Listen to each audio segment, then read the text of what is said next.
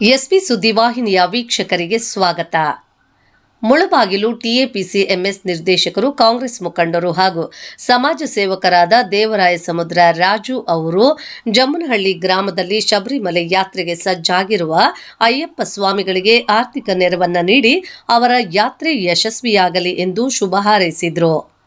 ಈ ಗೌರವಕ್ಕೆ ಪ್ರತಿಯಾಗಿ ಜಮ್ಮನಹಳ್ಳಿ ಗ್ರಾಮದ ಅಯ್ಯಪ್ಪ ಸ್ವಾಮಿಗಳು ಇಂದು ಇಡುಮುಡಿ ಪೂಜೆಗೆ ರಾಜು ಅವರನ್ನ ಸ್ವತಃ ಆಹ್ವಾನಿಸಿ ವಿಶೇಷ ಪೂಜೆಯನ್ನ ನೆರವೇರಿಸಿ ಕಲಿಯುಗದ ನಿಜ ದೈವ ಶ್ರೀ ಅಯ್ಯಪ್ಪನ ಚರಣದಲ್ಲಿ ಪ್ರಾರ್ಥನೆ ಸಲ್ಲಿಸಿ ದೇವರಾಯಸಮುದ್ರ ರಾಜು ಅವರ ಕುಟುಂಬಕ್ಕೆ ಆರೋಗ್ಯ, ಐಶ್ವರ್ಯ ಮತ್ತು ದೈವಿಕ ಅನುಗ್ರಹ ಸದಾ ಇರಲಿ, ಮುಂದಿನ ದಿನಗಳಲ್ಲಿ ಇನ್ನೂ ಹೆಚ್ಚಿನ ಸಮಾಜ ಸೇವೆ ಮಾಡಲಿ ಎಂದು ಶುಭ ಹಾರೈಸಿದರು.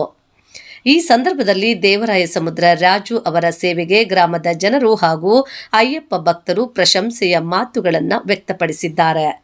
ಇವತ್ತೊಂದು ದಿನ ಜಮ್ಮನಹಳ್ಳಿ ಗ್ರಾಮದಲ್ಲಿ ನಮ್ಮ ಸ್ನೇಹಿತರೆಲ್ಲರೂ ಸೇರಿಕೊಂಡು ಶಬರಿಮಲೆ ಯಾತ್ರೆಯನ್ನು ಕೈಗೊಂಡಿದ್ದಾರೆ. ಸುಮಾರು 6 ದಿವಸಗಳ ಈ ಯಾತ್ರೆ ಶುಭಪ್ರದವಾಗಿ ಆಗಲಿ, ಸ್ವಾಮಿಗಳೆಲ್ಲನೂ ಆ ಶಬರಿ ಮಣಿಕಂಠನ ದರ್ಶನವನ್ನು ಮಾಡಿಕೊಂಡು ಶುಭವಾಗಿ ಹೋಗಿ ಲಾಭವಾಗಿ ಬರಲಿ ಅಂತ ಈ ದಿನ ಈ ಜಮ್ಮನಹಳ್ಳಿ ಗ್ರಾಮಕ್ಕೆ ಬಂದು ಎಲ್ಲ ಸ್ವಾಮಿಗಳಿಗೆ ಶುಭ ಹಾರೈಸಲು ಇವತ್ತೊಂದು ದಿನ ನಾನು ಇಲ್ಲಿ ಬಂದಿದ್ದೀನಿ.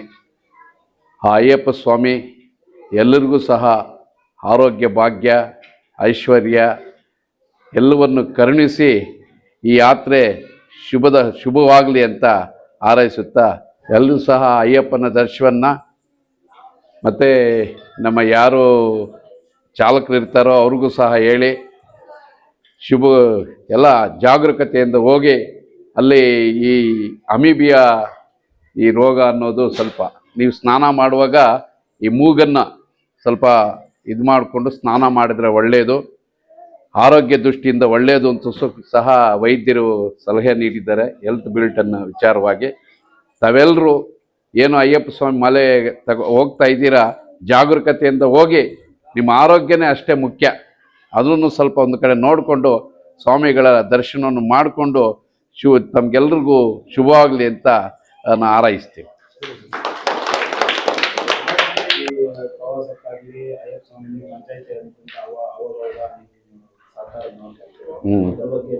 ಇಲ್ಲ, ಓಂ ಶಕ್ತಿ ಯಾತ್ರಾರ್ಥಿಗಳು ಹೋಗೋದಾಗಲಿ, ಇಲ್ಲ ಶಬರಿಮಲೆ ಯಾತ್ರೆಗೆ ಹೋಗೋದಾಗಲಿ, ಏನೋ ನಮ್ಮ ಕೈಲಾಗಿದ್ದ ಸಹಾಯ, ನಮ್ಮ ಸಹಾಯ ಅನ್ನಲ್ಲ, ಆ ತಂದೆ ಆಶೀರ್ವಾದ, ಭಗವಂತನ ಆಶೀರ್ವಾದ. ಎಲ್ಲರೂ ನಮಗೆ ಹೇಳಿದಾಗ ಅವ್ರಿಗೆ ಬಂದು ಇಲ್ಲಿ ಸ್ಪಂದಿಸಿ ನಮ್ಮ ಕೈಲಾದಷ್ಟು ಆ ಭಗವಂತನ ಕೃಪೆಗೆ ಆಶೀರ್ವಾದ ಆಗಬೇಕು ಅಂತ ಇಲ್ಲಿ ಬರೋ ಸಂದರ್ಭ ಆಯಿತು. ಶುಭವಾಗಿ ಹೋಗಲಿ, ಲಾಭವಾಗಿ ಬರಲಿ, ಎಲ್ಲರಿಗೂ ಆರೋಗ್ಯ, ಭಾಗ್ಯ, ಐಶ್ವರ್ಯ ಎಲ್ಲವನ್ನು ಕರುಣಿಸಲಿ. ಪದೇ ಪದೇ ಈ ಯಾತ್ರಾರ್ಥಿ ಸಂಖ್ಯೆ ಇನ್ನೂ ಜಾಸ್ತಿ ಆಗಲಿ. ಅಯ್ಯಪ್ಪನ ಒಂದು ಪವಾಡ ಏನಿದೆಯೋ ಎಲ್ಲರಿಗೂ ಸಹ ಸಿಗಲಿ ಅಂತ ಭಗವಂತನಲ್ಲಿ ಸ್ಮರಣೆ ಮಾಡಿ.